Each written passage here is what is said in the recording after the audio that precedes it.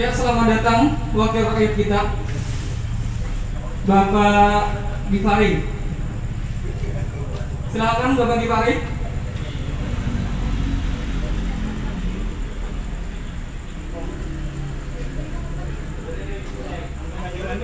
Ini Pak, silakan diisi presensinya Pak.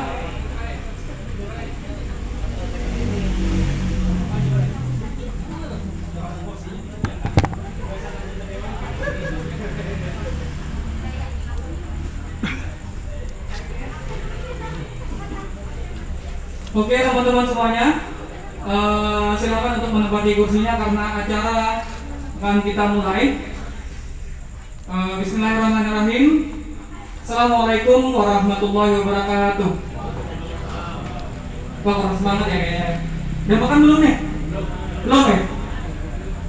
Bismillahirrahmanirrahim. Assalamualaikum warahmatullahi wabarakatuh.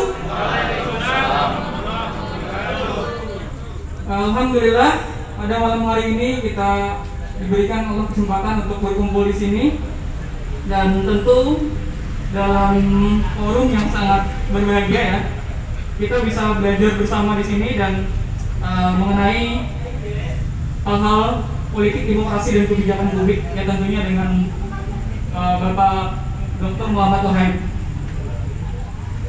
Salam dan salam selalu kita curahkan pada junjungan kita Nabi Muhammad SAW yang telah memberikan perjuangannya untuk agama yang mulia ini. Untuk membuka acara pada malam hari ini, marilah kita bersama-sama mengucap basmalah. Bismillahirrahmanirrahim.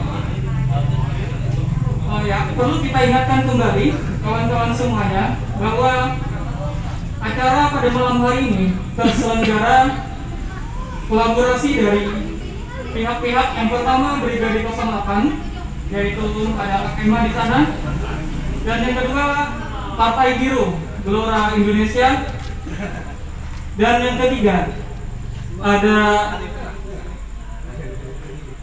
Kedai Dayami ya, tempat yang sekarang kita tempati ini yaitu milik dari Bang Denny. Dan yang keempat, oke tepuk tangan untuk Bang Denny. Dan yang keempat adalah kerjasama dari channel ya, M Rosday atau Marudai.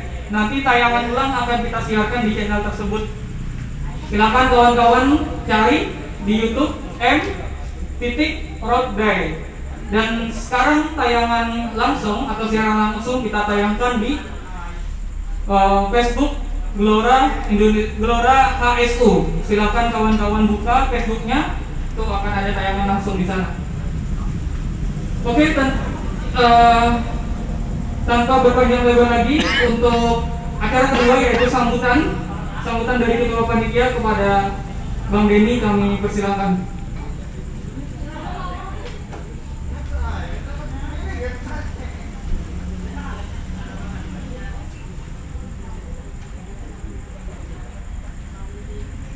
Assalamualaikum warahmatullahi wabarakatuh.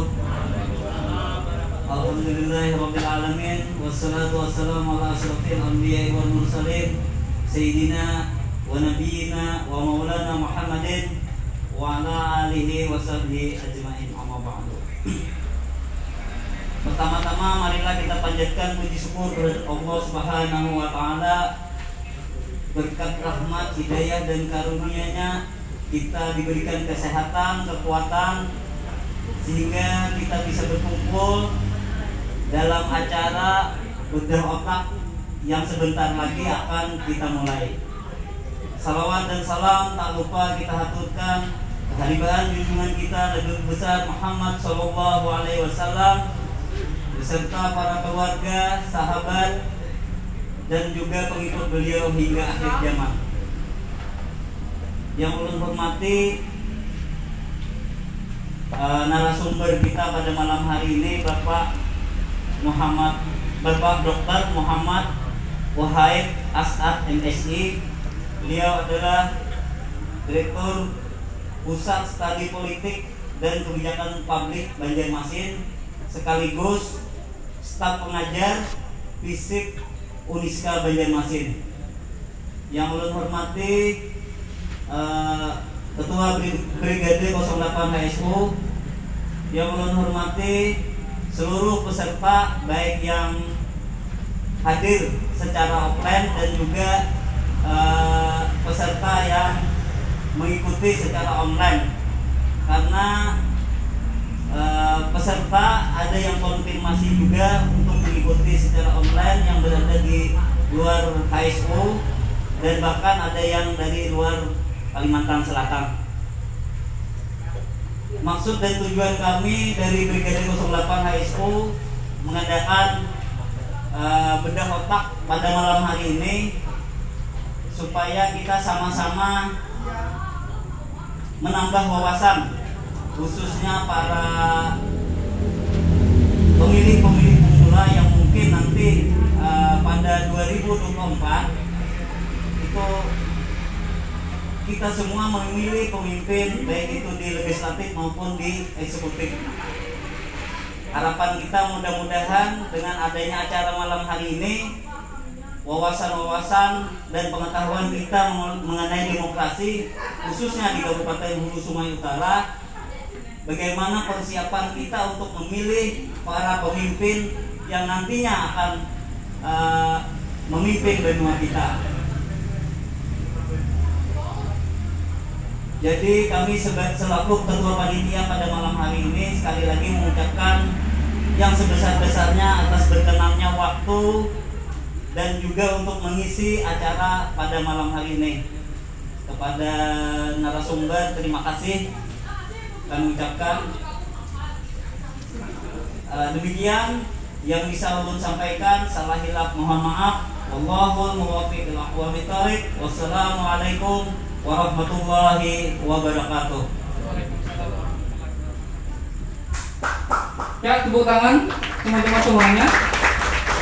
Terima kasih kepada Bang Beni telah menyambut acara kita pada malam hari ini. Sekali lagi kami perkenalkan ya, Bapak Dr. Muhammad Wahid As'ad MSI adalah dikasih gelar oleh kawan-kawan semuanya sebagai Rocky Gerungnya Kalsel gitu. Kemudian dulunya beliau adalah mahasiswa juga, sama seperti teman-teman di sana, mahasiswa di UII ya Pak. Kemudian S2-nya di UGM di Yogyakarta dan S3-nya di Malang Pak ya, di Universitas Brawijaya. Dan sekarang beliau sudah diperkenalkan oleh Bang Denny tadi sebagai dosen di FISIP Uniska Banjarmasin. Nah, itu profilnya. Pak Dokter, saya mau tanya nih Pak, demokrasi itu masih nggak sih berpihak pada rakyat? Kepada Bapak kami persilakan untuk menjawab dan memaparkan tentang kajian tersebut. Terima kasih. Tepuk tangan semuanya dong.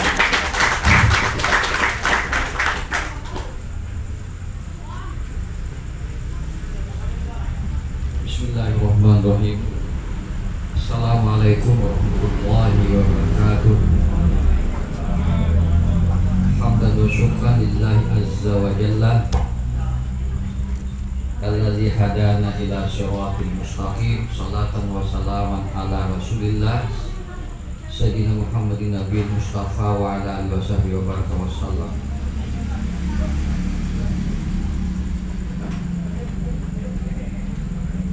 Saudara sekalian, Bapak Ibu sekalian yang saya hormati dan saya banggakan,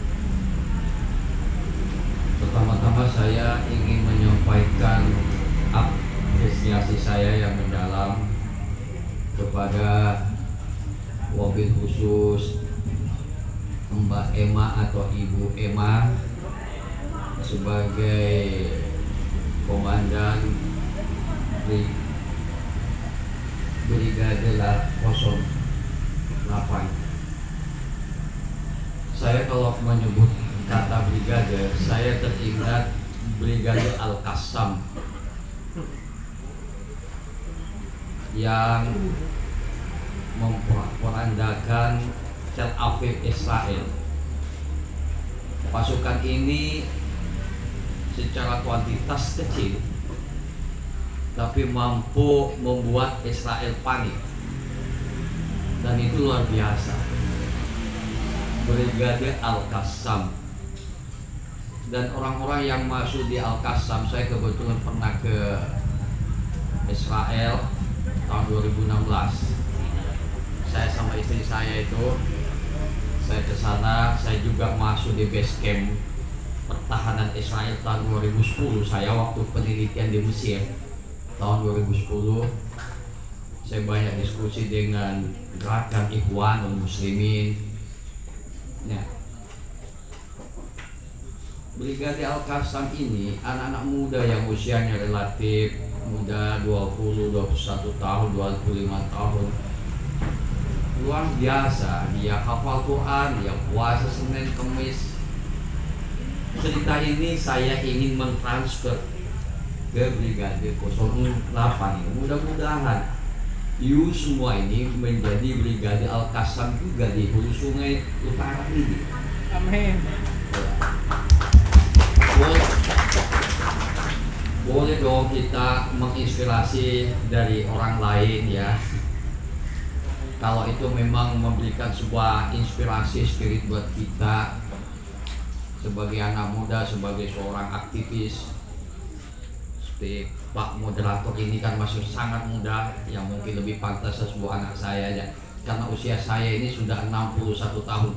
Kelihatan saja masih gaya anak muda ya, sudah tua juga. Cuman saya masih punya istri satu, itu Ibu Siti Mutmainah. Yang kedua, saya ingin menyampaikan juga terima kasih kepada Cafe The Yami, Bung Denny. Siapa ketuanya tadi? Ya, kemudian juga saya ingin menyampaikan terima kasih kepada Gelora Indonesia Live Streaming. Betul sekali, acara ini kita di Hulu Sungai Utara, tetapi disaksikan juga di Australia, di Malaysia, di Singapura. Banyak teman-teman yang mengikuti acara ini, mahasiswa Uniska Visi, mungkin ratusan orang yang ikut acara ini lewat YouTube atau live streaming. Saya sepintas saya lihat duduk di atas ini, melihat bedak otak itu dulunya ngeri-ngeri sedap. Berarti saya harus mengamputasi orang yang sudah kena stroke, yang sudah akut, yang sudah kena ginjal, kena asam urat, tapi saya harus bedah otak dia. Ibu Emani nggak tahu buat tema yang gila seperti ini ya. Bedah otak. Saya mencoba memahami sambil tidur saya apa yang dimaksud di balik mana ini. Oh, berarti ibarat Indonesia ini satu batang tubuh manusia, artinya otaknya itu perlu diamputasi gitu ya. Perlu dibedah supaya tidak terkontaminasi oleh praktik-praktik oligarki, virus, politik atau politik family, politik dinasti. Karena ini penyakit bangsa hari ini. The common enemy today in Indonesian life. Ya, ini penyakit kita. Oh, saya berpikir berarti orang Hulu Sungai ini sangat cerdas sekali memilih tema yang seperti ini. Seumur hidup saya sudah ratusan kali ngisi acara seperti ini. Di luar negeri saya pulang pergi ngisi acara. 2 minggu yang lalu di Universitas Sabah Sarawak Malaysia, berapa minggu yang lalu di Turki, berapa bulan yang lalu di Pakistan. Saya nggak pernah menemukan judul seperti ini. Saya hanya menemukan di Amuntai ini, di Hulu Sungai Utara nih, kok ada istilah bedah otak. Betapa akutnya penyakit ini harus dibedah otak, harus diamputasi, ya. Ini ada, and something problems, I think that. Berarti ada problem ya. Saya sampai dapat WA dari seorang dokter, Bang, ini temanya ini kok galak sekali. Tidak ada tema yang lebih soft, yang lebih enak, ya. Wah, bedah otak. Saya bilang itu tema-tema yang seksi dan menggelikan saya bilang. Dan itu enak kita dengarnya. Nah, saya pribadi yang gini-gini suka. Tema-tema yang bombastis, yang provokatif saya suka. Sama dengan buku ini, Tambang dan Pilkada. Ini sudah cetak yang sekian ini. Ya. Arena perselingkuhan bisnis politik aktor lokal. Apa yang ingin saya sampaikan pada kesempatan ini? Sebetulnya Ibu Emma itu minta, Bang, coba dong buat tema yang seksi menarik. Saya buat tema, cuman saya tema ini nggak dicampur. Judulnya apa? Judulnya adalah masa depan demokrasi di tengah pusaran politik dinasti dan oligarki. Cuman sayang tema ini nggak ada. Mungkin Mbak Emma nggak takut mungkin ya. Tema ini provokatif. Ya, Andi tahu semua kan.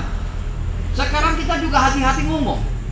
Bapak tahu kan UHM sekarang dapat somasi kan? Tahu kan Bapak? Yang viral di mana-mana, saya mau dipenjara oleh salah satu paslon kontestasi kan? Saya itu somasi dapat surat cinta dari salah satu tim hukum. Ya, saya bilang sama wartawan, alhamdulillah saya dapat surat cinta somasi. Cuma saya berpikir hari gini nih kok kayak gini tuh hidup kita ini ya. Jadi saya hati-hati ngomong gitu. Tetapi kata istri saya, Bang, Pian tuh kan aktivis di Jogja. Pian tuh 14 tahun di Jogja melawan rezim Orde Baru. Saya sebagai mantan aktivis HMI cabang Jogja dan mantan ketua HMI. Saya bilang, ya kita hidup di alam demokrasi sekarang ini. Tentu saja sudah kita mulai naik kelas. Tapi kalau kita dari tahun ke tahun bacaan kita alif batasa, tahun depan alif bat, kapan tamatnya di negeri ini? Kok alif terus yang dibaca? Kapan naiknya ke orang besar? Kita ini baru berputar masih alif bata, tahun depan alif bata. Bisa juga luput sudah bacaan kita tak dibaca sa. Saking sudah kita otak kita sudah error, makanya perlu diamputasi. Nah, hadirin sekalian, kita pernah dipimpin oleh satu sistem kekuasaan namanya sistem kekuasaan sentralistik, sistem kekuasaan otoriter selama 32 tahun.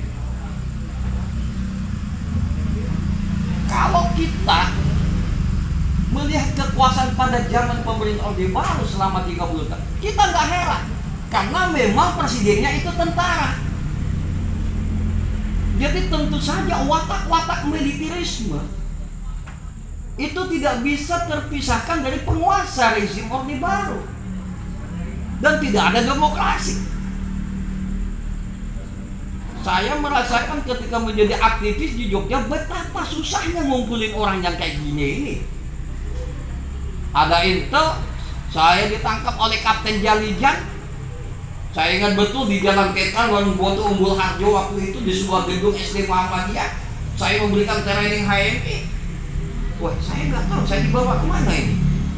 Saya kan mencerdaskan rakyat. Kalau saya ditangkap dibawa sel di belakang Malioboro di Ngupasan itu, diinterogasi habis-habisan. Itu zaman Orde Baru. Kita ngumpulin bicara politik, bicara demokrasi, bicara pembangunan, bicara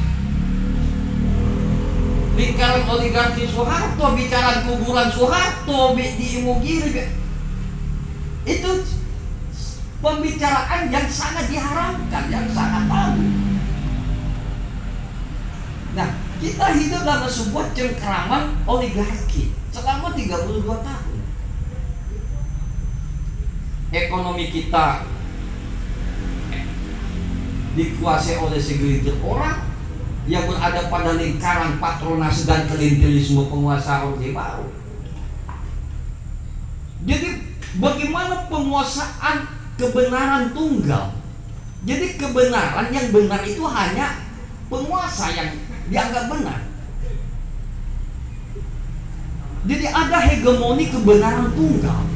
Rakyat nggak boleh ngomong yang benar. Itu zaman Orde Baru. Saya kira saya juga ada tulis dan beberapa buku yang lain saya tulis. Tapi buku ini kurang menarik menurut saya. Yang menarik itu buku saya yang sudah habis cetak ya. Demokrasi dan Predator Negara. Insya Allah nanti saya akan kirim lagi buku itu ke sini. Itu lebih bagus. Nah, otoritarianisme politik, demokrasi itu kita rasakan selama 32 tahun. Politik belah bambu. Saya izinkan berdiri. Politik belah bambu. Apa disebut politik belah bambu? Kalau ingin membelah bambu itu satu diangkat, satu diinjak. Itu yang terjadi.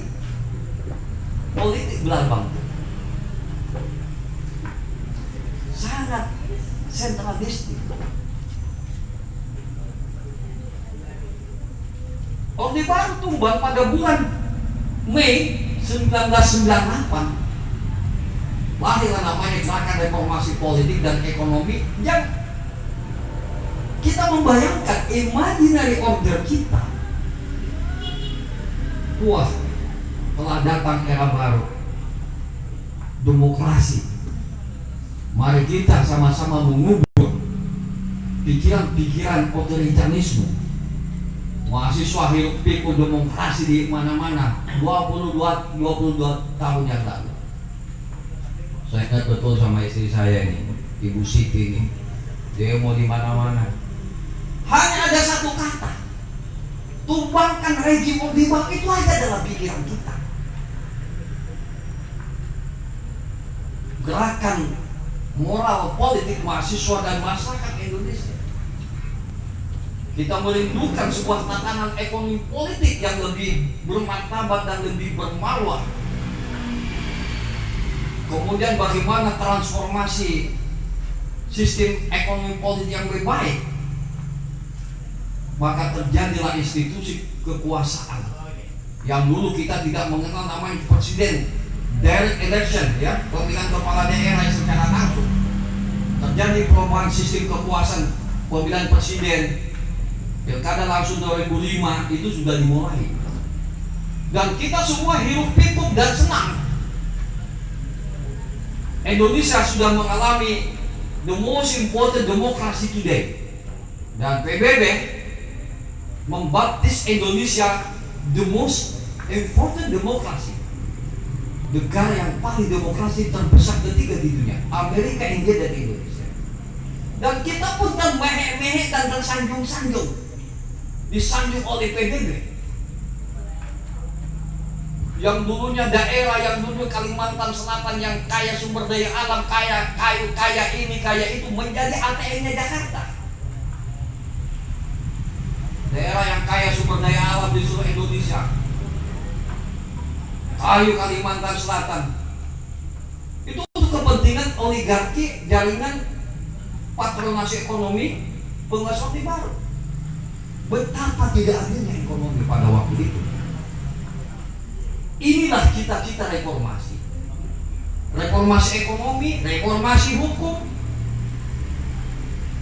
Hukum harus tegak, keadilan harus tegak. Tidak boleh orang ada yang terlalu kaya dan terlalu miskin.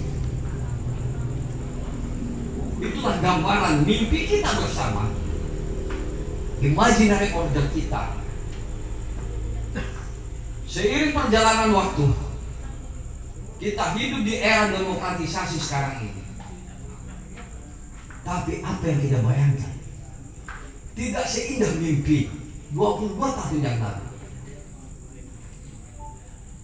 Sekarang ini, kalau dulu saya tidak ingin mengatakan korupsi hanya ada di Jakarta, tetapi namanya abuse of power, penyalahgunaan kekuasaan, praktek korupsi KKN itu sudah bagaikan amuba di musim hujan, itu merebak ke daerah-daerah, barangkali juga sampai ke Amuntai. Ini sekedar satu contoh, Sabang Merauke. Bagaimana sistem ekonomi dikuasai oleh segelintir orang elit-elit aktor politik.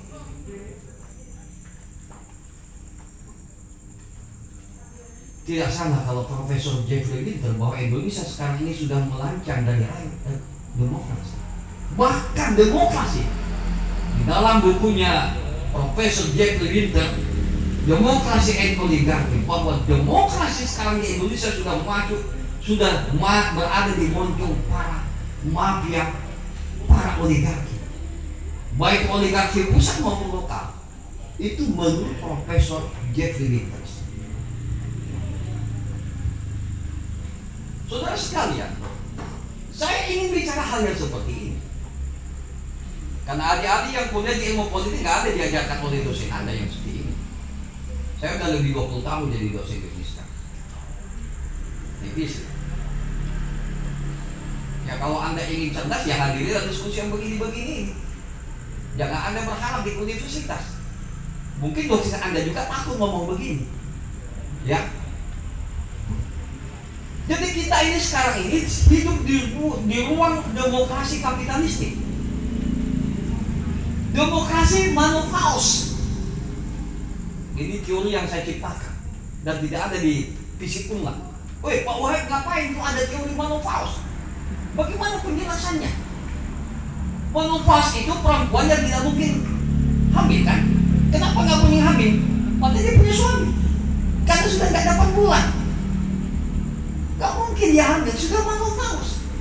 Kenapa dia nggak bisa hamil? Karena rahim dia sudah terkontaminasi oleh penyakit virus, mungkin juga corona.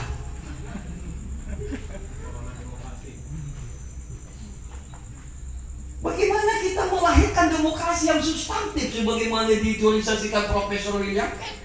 Kalau rahim demokrasi, rahim pilkada itu syarat dengan politik uang.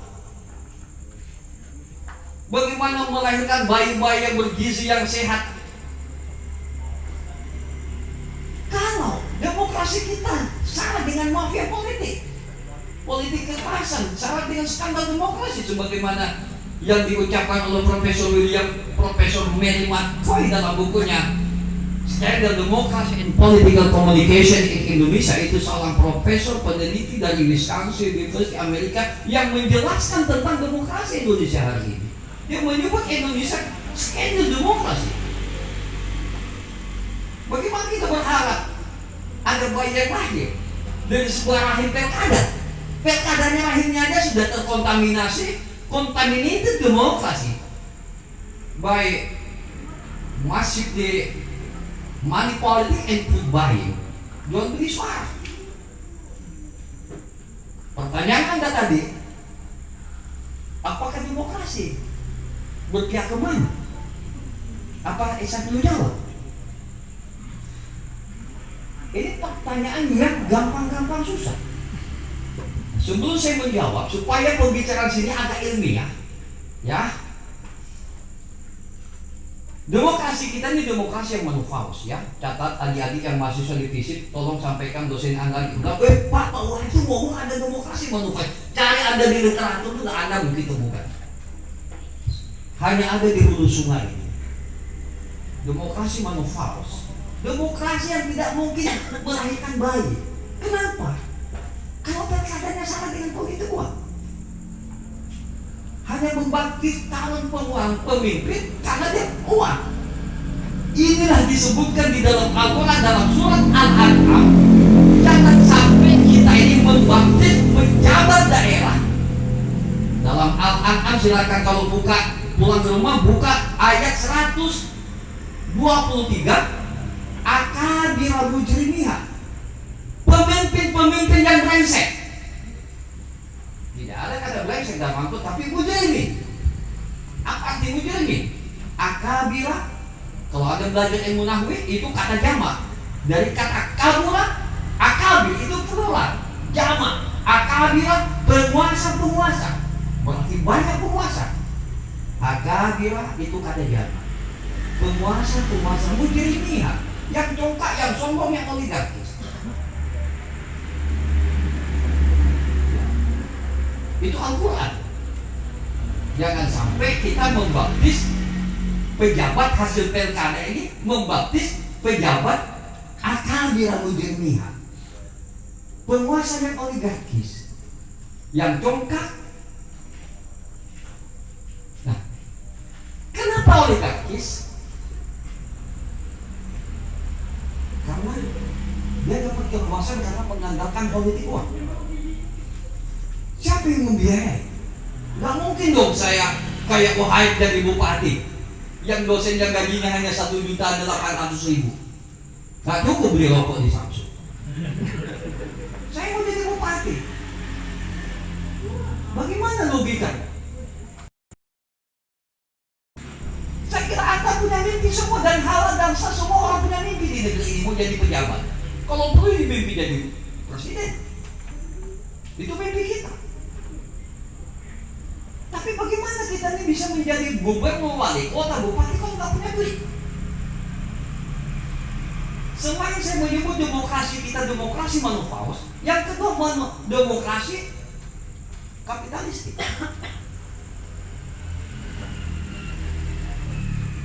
Apa demokrasi kapitalistik? Everything is money. Semua uang. You mau jadi calon bupati Hulu Sungai Utara? Ya, harus beli partai dong. Bagaimana Anda mau jadi bupati ini kalau nggak punya duit? Sebagai jukung politik untuk bertarung kontestasi demokrasi 2024. Kalau nggak punya duit, oh kalau gitu saya independen. Independen juga duit. Contoh KTP 15.000 kali 2 kali 40.000 kali kan itu baru KTP. Demokrasi kita demokrasi kapitalistik. Semua ukuran uang.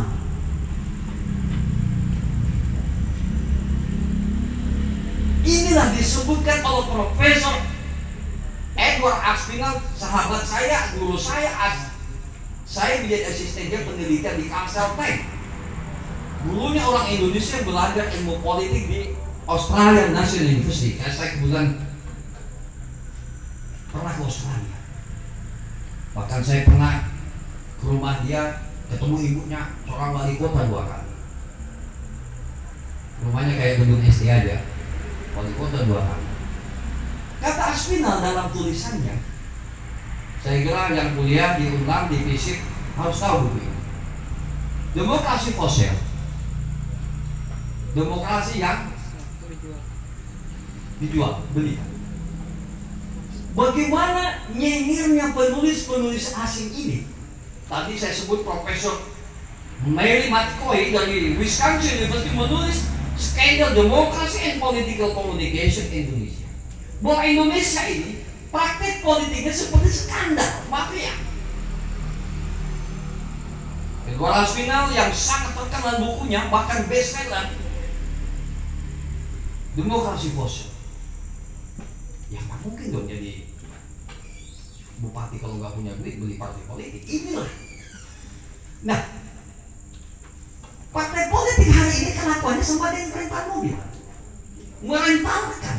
Kalau mau ke Banjarmasin, kalau di Eropa berapa rentalnya? Kan sama. Jadi partai itu seperti partai rentalan, partai kartel. Padahal secara teori, apa the function of political party? Representation of the soul of the people. How to buy political civic education, how to buy political literacy for the people. Itu kan nggak ada. Esensi partai politik adalah memberikan pendidikan politik bagi keluarga negara dan mendidik kita ini supaya cerdas, namanya membangun literasi politik lewat partai politik. Saya kira kita semua nggak pernah dicerdas oleh partai politik. Partai politik sibuk kalau mau pilkada, pilgub. Itu aja, coba lihat kantornya. Kalau nggak ada itu ya di sebelah tangga. Nah, kenapa saya menjelaskan ini? Ada temanya, hubungannya dengan ini. The root of the problem, akan persoalan di negeri ada 2 minimal. Kenapa harus kita beda otak? 1, dosa besar itu ada pada partai politik. Partai politik sudah menjadi perusahaan the owner, perusahaan pribadi. Coba kita lihat di Banjarmasin. Ada nggak partai politik bukan perusahaan? Ketuanya minimal elit-elit partai politik. Jadi politik itu sebagai sudah the owner, kayak perusahaan. Dan pelembagaan politik dinasti atau peternakan politik kekuasaan dinasti, political farming dynasty, bahasa Inggris. peternakan politiknya. Kalau kayak lakinya Ampih jadi bupati 2 periode pulang, bininya pulang di Kajal. Kena habis bini, anak pulang di Kajal. Kalau kada ada anak kemana kan bareng? Atau orang lain tapi ada hubungan jaringan patronase. Ini namanya lingkaran setan. Demokrasi. The second cycle of democracy. Jadi partai politik itu tidak lebih sebagai arena feudalisme, melembagakan watak-watak feudalisme, bukan pencerdasan enlightenment of the people, mencerdaskan kita. Bagaimana kita bisa cerdas?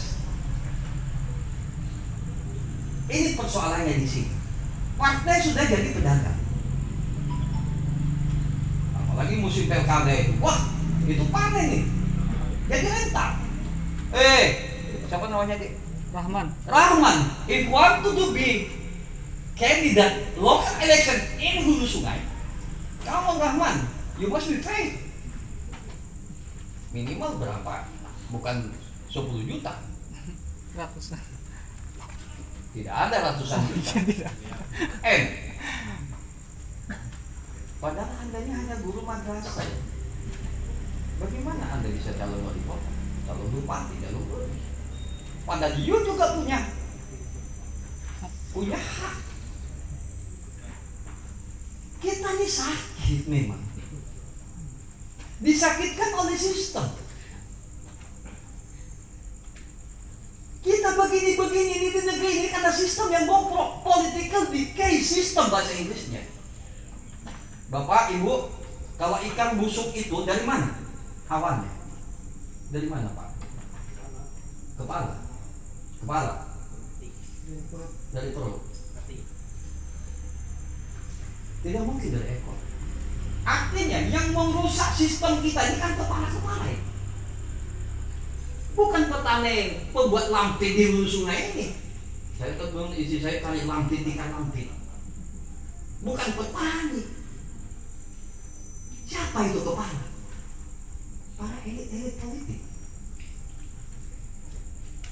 Karena partai politik ini, karena kita memilih jalan demokrasi, bukan jalan negara kerajaan seperti Saudi Arabia. Di sana tidak ada partai politik, tidak ada pilkada, karena negaranya negara kerajaan.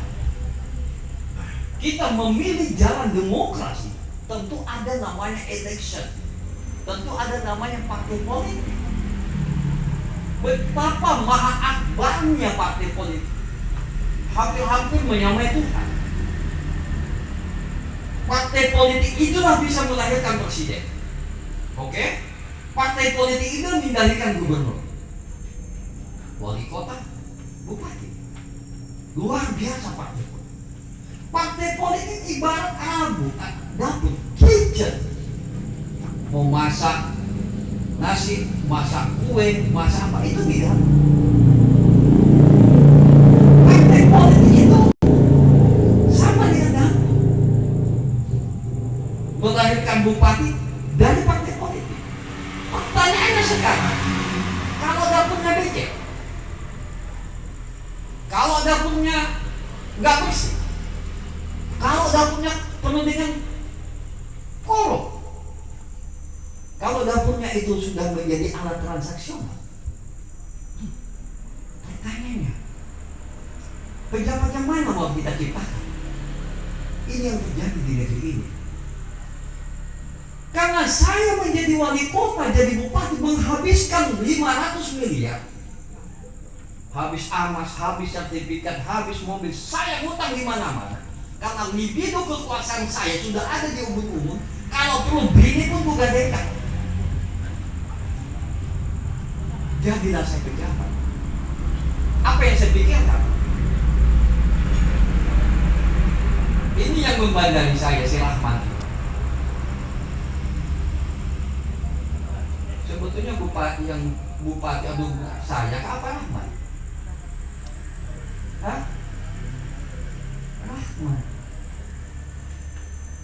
Rahman bilang, bahwa kamu jadi bupati di Jalan Sultan Adam, gak punya duit man, gampang aja aku membiayai. Secara syariat saya terpilih dalam pilkada, tapi secara hakikat ma'rifat sesungguhnya bupati dan gubernur itu Rahman, karena dia yang punya duit, yang membiayai saya. Inilah yang disebut namanya shadow government, pemerintahan bayar atau shadow state. Rahman artinya betapa politik ini kan pemilik modal nih. Saya ada tulis pemilik modal Rahman ini bisa membeli kekuasaan dan demokrasi. Bagaimana uang itu bekerja, mesin politik uang bisa membeli dan negara pun bisa tersandra karena uang. Jadi bupati, jadi gubernur karena uang. Ada bandar politik. Saya sebagai bupati benar itu hanya kacung dari sebuah cupong, ini cupong politik. Oke. Demokrasi ini sudah demokrasi, bukan lagi menggambarkan demokrasi kedaulatan, tetapi duitokrasi. Secara undang-undang bahwa kedaulatan tertinggi seperti Anda pelajari di SD, SMP, SMA, kita adalah negara demokrasi. Kedaulatan tertinggi ada di tangan rakyat. Bujurkah kisahnya ini? Coba Anda adik-adik SMP buka lagi lembaran-lembaran itu. Betulkah seindah itu dalam konstitusi negara? Itu kisahnya aja. Demokrasi ada di tangan rakyat, dari rakyat, oleh rakyat, dan untuk rakyat. Sekarang ada oleh penguasa, oleh pengusaha, dari pengusaha, oleh pengusaha, oleh pengusaha. Terbalik. Ini yang disebut namanya duitokrasi. Jadi semua duit yang mengatur mesin politik di Indonesia hari ini. Jadi tema mengamputasi otak itu betul, Ibu Emma. Jadi satu yang menjadi problem kita, kalau negeri ini mau baik, bersihkan dulu partai politik, dandani dulu partai politik. Ya, kalau ingin baik negeri ini, kalau masih partai politik itu menjadi pedagang, mencari hujungan musim pilkada, jangan berharap demokrasi di negeri ini akan melahirkan demokrasi bermartabat atau bermarwah. Kalau the political behavior, perilaku politik kita masih perilaku rent seeking behavior, mencari renteng. Yang kedua, sistem politik kita inilah yang merusak kita sekarang. Sistem politik kita, saya sering ditanya, Pak Oheb kira-kira siapa presiden akan datang? Kecuali analisa saya satu, paling orangnya itu tujuan. Prabowo pasangan sama Puan Maharani, umpama. Anies Baswedan sama Gatot atau sama Gubernur Jawa Barat. Sangat susah dicari calon ketiga. Kenapa? Ada bisa jawab adik-adik mahasiswa? Kenapa? Karena kita menganut namanya presidential threshold. Hanya partai politik yang bisa memenuhi ambang minimal 20% yang bisa mencalonkan presiden. Apa partai politik tidak cukup? Apa bisa? Yang sudah bisa membaca partai-partai besar hari ini yang berkuasa siapa? Itu sudah gampang disetting. Sudah bisa diatur, oh presiden akan dapat ini para jukung itu akan bermain. Kalau satu jukung, satu partai dibeli 1 triliun. Kalau 10 partai itu 10 triliun sedikit, tapi bisa menggolkan si A presiden. Yang ini apa namanya, oligark yang punya kuasa ekonomi. Sebelum saya jelaskan, Indonesia ini dikuasai oleh namanya oligarki. Satu orang di Indonesia, satu orang, katakanlah Wahid, Saya menguasai 45% kekayaan sumber daya ekonomi. Hanya saya seorang. Ada 7 orang kaya di Indonesia menguasai 70% kekayaan Indonesia. Luar biasa betapa tidak adilnya ekonomi. Siapa yang punya kekuasaan ini, yang mengatur hitam putihnya negeri ini hari ini, termasuk pemilihan presiden akan datang. Lalu Anda tadi tanya, apakah demokrasi berpihak kepada rakyat? Saya katakan tidak. Demokrasi yang ada sekarang ini berpihak kepada para oligarki, berpihak kepada pemilik modal. Rakyat itu sekedar menjadi objek demokrasi. Rakyat itu,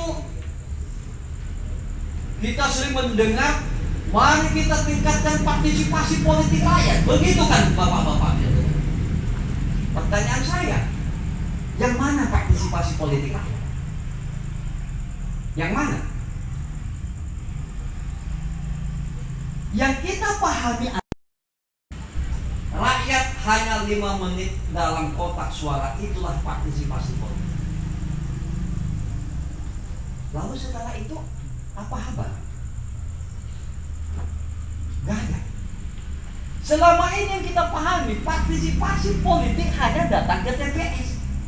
Coblos si A, si B, itu pun kalau sudah kadang di setting-setting, malamnya dibagi duit, pilih UHI, pilih si Rahman. Jadi partisipasi politik dimaknai hari ini, rakyat datang ke TPS mencoblos itu 1, 2, 3 menit, itulah partisipasi politik. Apa hanya iya itu disebut partisipasi politik? Betapa absurdnya demokrasi seperti ini.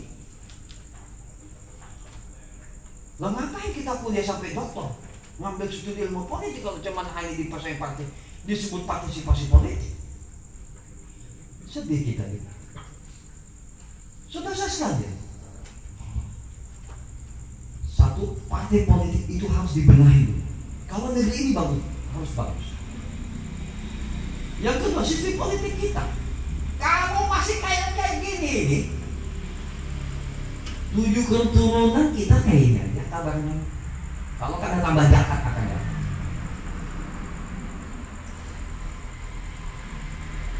Kita sulit membayangkan bagaimana masa depan demokrasi dengan canggungan politik seperti ini.